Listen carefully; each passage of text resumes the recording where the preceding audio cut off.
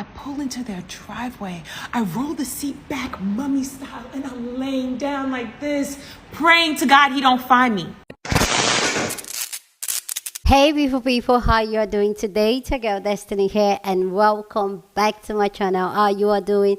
Hope you guys are doing great. So this video is the part 2 video I posted earlier on today of the sister who was giving a story time about a crazy ass saga.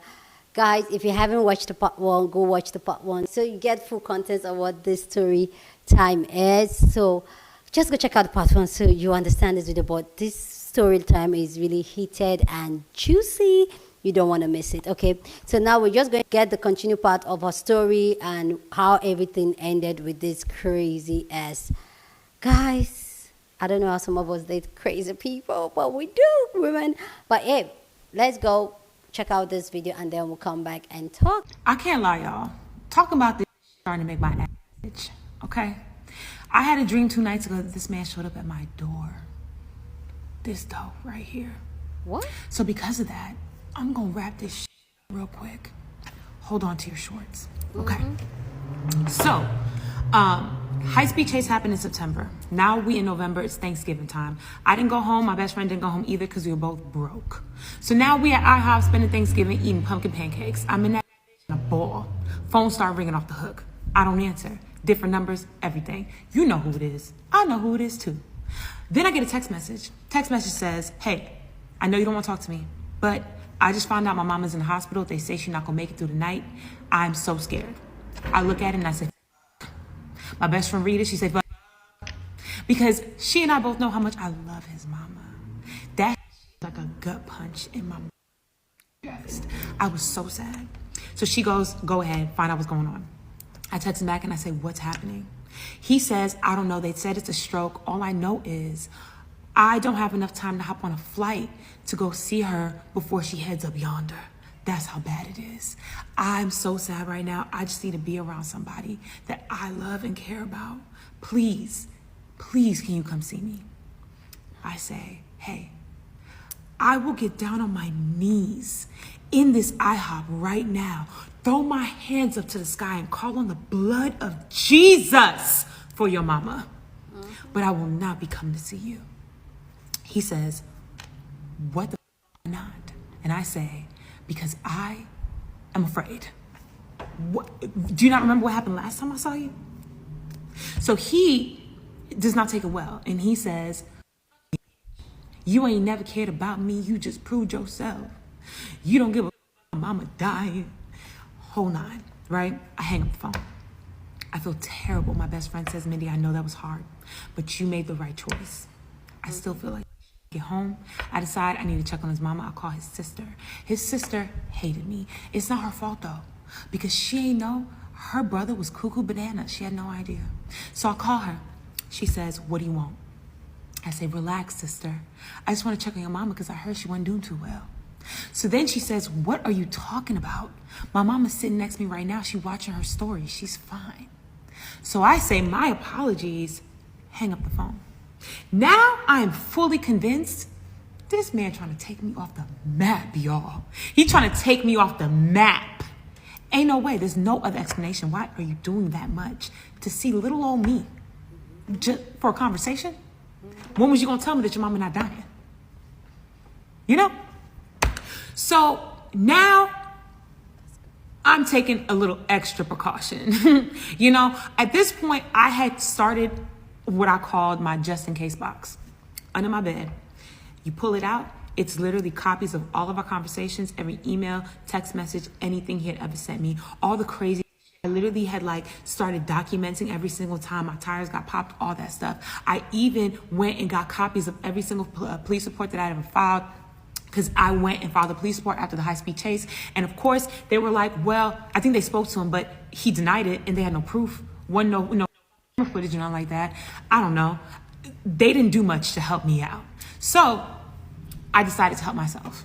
So now let's fast forward to January. Between July and January, wild shit kept on happening. Like I told y'all before, he figured out where I lived. I had moved again.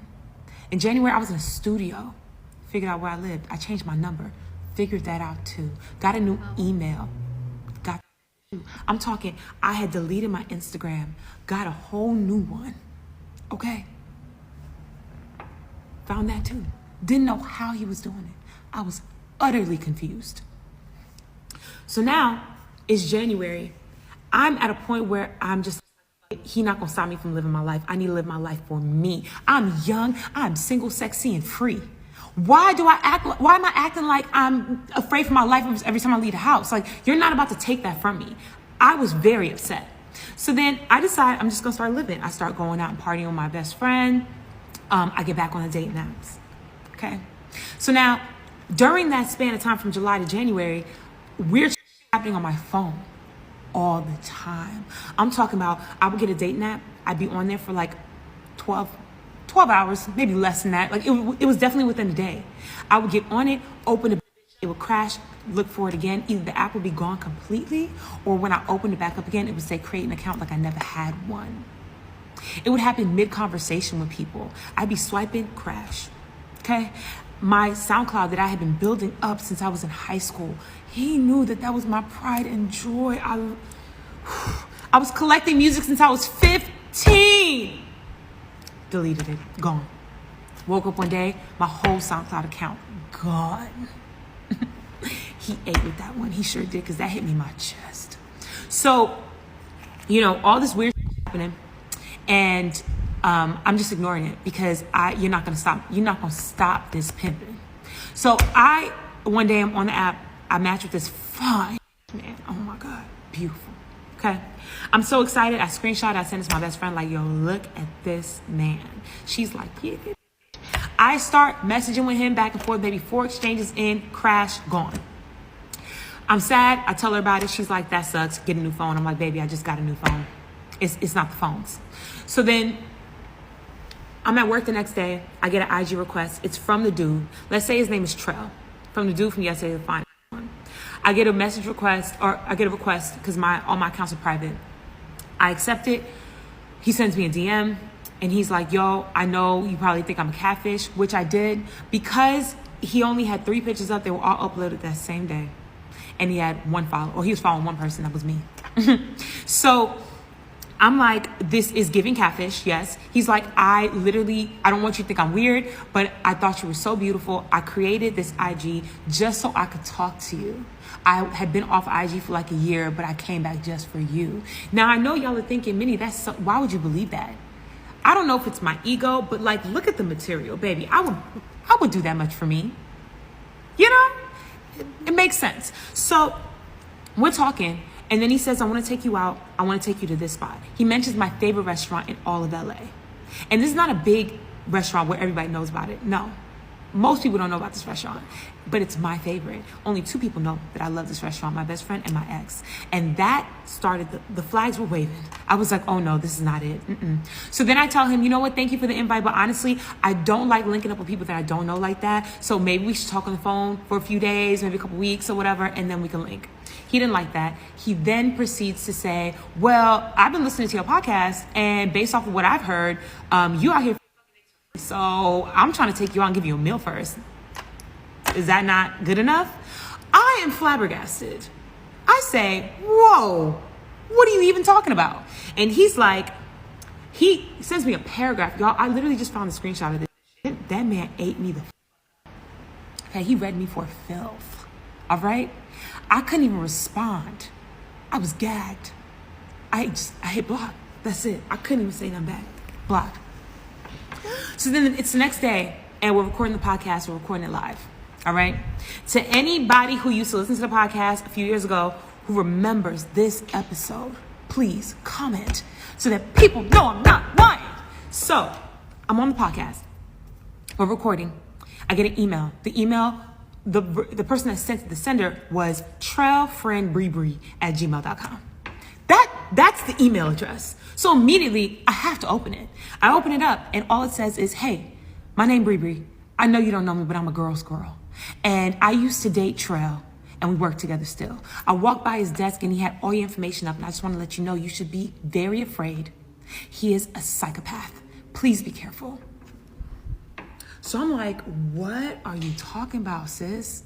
Please elaborate. I don't believe you. I need proof. She goes, is this proof enough? I have an autoimmune disorder. She listed all of my medications, my full then says your car registration was up as well. Puts my mama whole government name, accents and everything. Okay, I'm shook, but in that same moment, I know it is this mouth dummy again, because my car was registered under my daddy name. And y'all already know, I don't even like telling people my name. Only 2 or 3 people in this world know my mama's full name. This was one of them. So I'm like, oh, wow, this is a new low. Now I'm activated. Now I want vengeance, okay? The next day, I spent 24 hours getting on the apps and just swiping till I find Trell. And I found it. And when I did, I went and so this is the last part, and probably the most traumatic and unbelievable, okay? I still don't believe that this was actually my life. So here we go. Trell sends me a Facebook request. I immediately send him a message. I tell him, yo, somebody is catfishing me using your pictures and your name. I just need proof that it's really not you, because I think I know who it is and they've been playing on my phone. I try to keep it real light because I don't need him knowing that he's walking into a CSI episode, okay? So he's like, what? I sent him all the screenshots. He is disturbed, as he should be. He's like, I swear to God, not me. This is my actual Instagram. This is my actual email address. Just sends me all the proof that I need. Sends me a little blurb even saying that was not me. Stating it, everything. Signed, sealed, delivered. I go, I print all that out. Okay? Now before that, actually, at the end of our conversation, he was like, since we here, I do think he fought it. So we ended up dating for a year after that. That man was blowing my back out for 4 seasons. I never knew how much pleasure I could get from just the idea that this man set me up with my next nigga. I know that fact sent my ex. I know it did. I know it did because I know he saw it happening in real time. And he did that. So I printed everything out. I brought my just in case box and everything, went to the police department. They knew me by now, by name. They knew me. They also thought I was crazy. There was one officer in particular. He thought I had a tinfoil hat on. I know he did. One time he asked me what medications I was on. And you know, I'll give him some credit. I know I sounded cuckoo bananas. I know. But believe Black women. Protect Black women. That's all I'm asking y'all to do. So I go there, I lay everything out. The cop is like, one moment.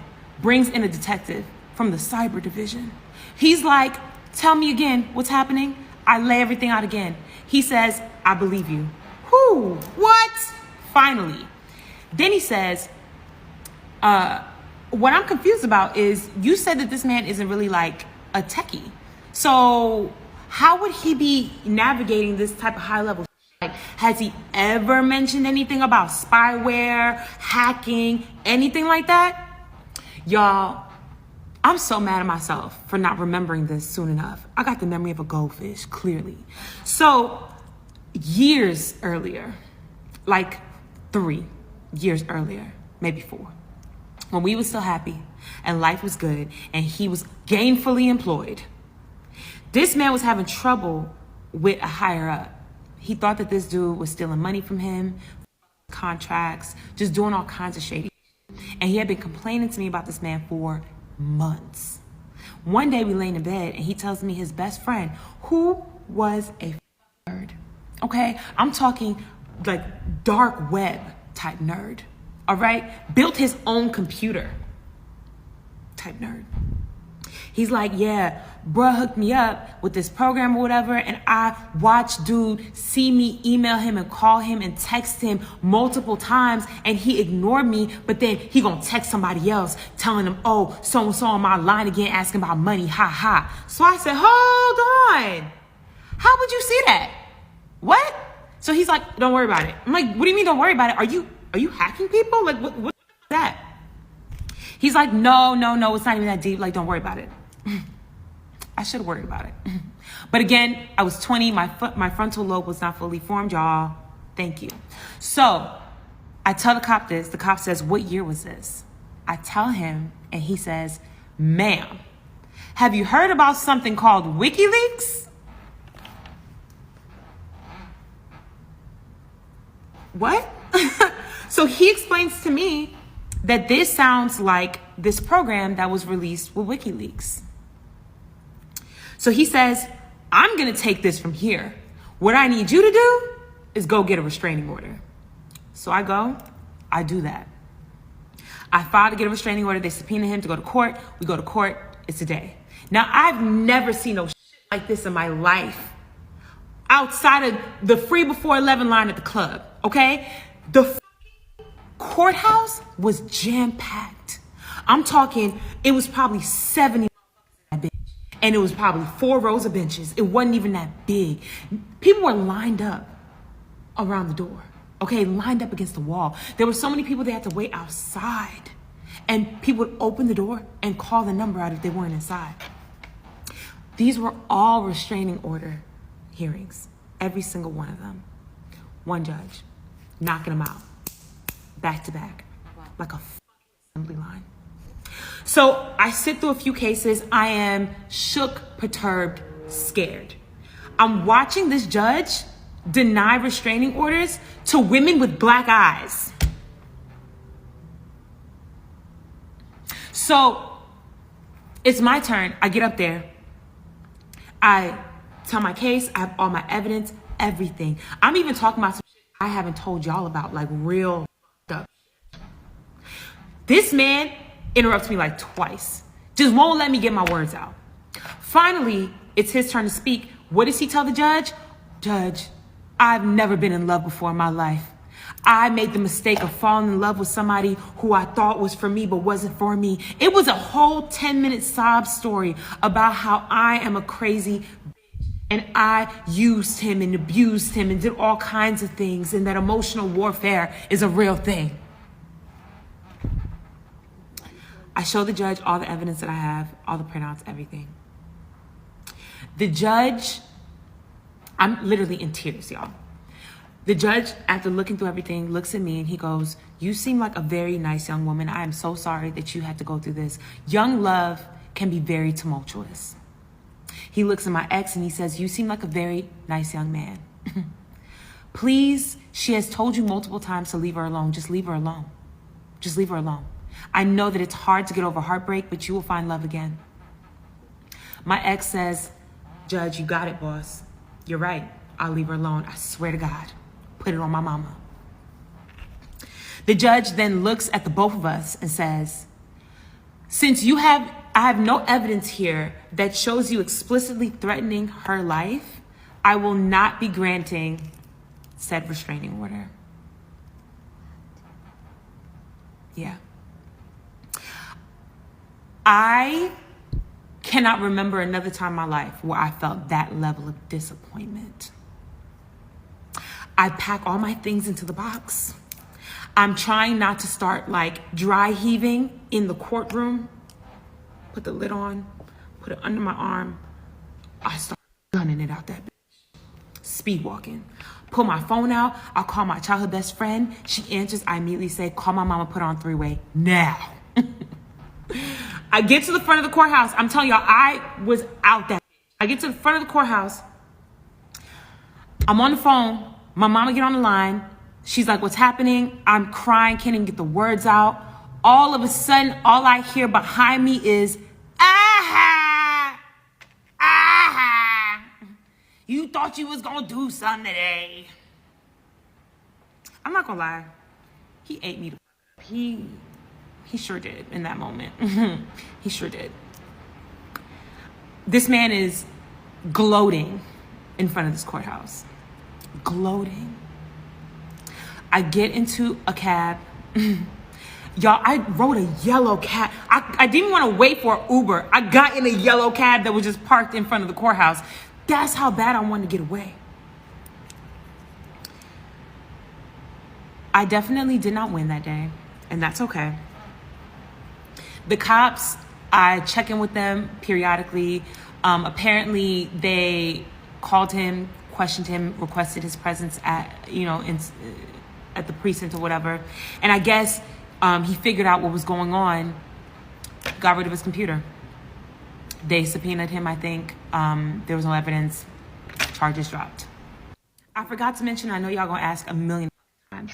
He figured out where I lived, what my new number was, where I would be at, all these things, because he would literally be on my phone, checking it out.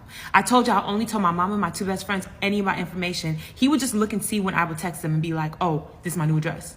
This is my new job, whatever the case may be, right? And then with the dating app situation and how things were just crashing, he would literally just be deleting it on his end off of his computer, deleting the app while I'm on it. Okay? Please go down in the comment section and share your thoughts. I'd love to know what you think about this story down in the comment section. If this is the first part of the story you're watching, go check out the part 1 so you get full context of everything in the story. But this is just really crazy, and I've watched a lot of this crazy story time and seen how a lot of women struggle and find out that a relationship that was once beautiful became so toxic. It's just crazy. Anyway, guys, please go down in the comment section and share your thoughts. Love to know what you think about this conversation down in the comment section, but please keep it respectful. Here on this channel, we're allowed to disagree, but we do it in a respectful way, okay? So please go ahead and share your thoughts. So here's my own thought on this, is that it's really crazy that, like I was saying, that a lot of women can tell horror story about their relationship that was once beautiful and all that. But one thing that you guys know we always talk here is that when you are in a relationship and there's any form of red flag, just run. Because I feel like when you let the red flag linger on for so long, it just becomes this old drama, toxic and everything. And a whole lot of men cannot stand when something good leaves them, like especially when you're a good woman that holds them down. When you're leaving and they find out that you're leaving and you're going to have a better life without them, I feel like most men can really stomach that, and that may really rub them off the wrong way. But anyway, I'm happy this sister is able to tell her story and she's safe, nothing bad happened to her. But I find this story very, very interesting and so intriguing. Anyway, guys, please go down in the comment section and share your thoughts. Love to know what you think about this story down in the comment section. So go ahead and share your thoughts. Don't forget to share this video with somebody that you want to be part of the conversation, because that's what we do here. We have banging conversation. So go ahead and share this video. Don't forget to give this video a thumbs up, because this helps YouTube to push out my content for more people to see, and that will be you supporting your girl. With that all said, guys, subscribe if you haven't subscribed, and happy Thanksgiving, happy holiday, and I'll see you guys in my next video. Deuces. Stay safe out there.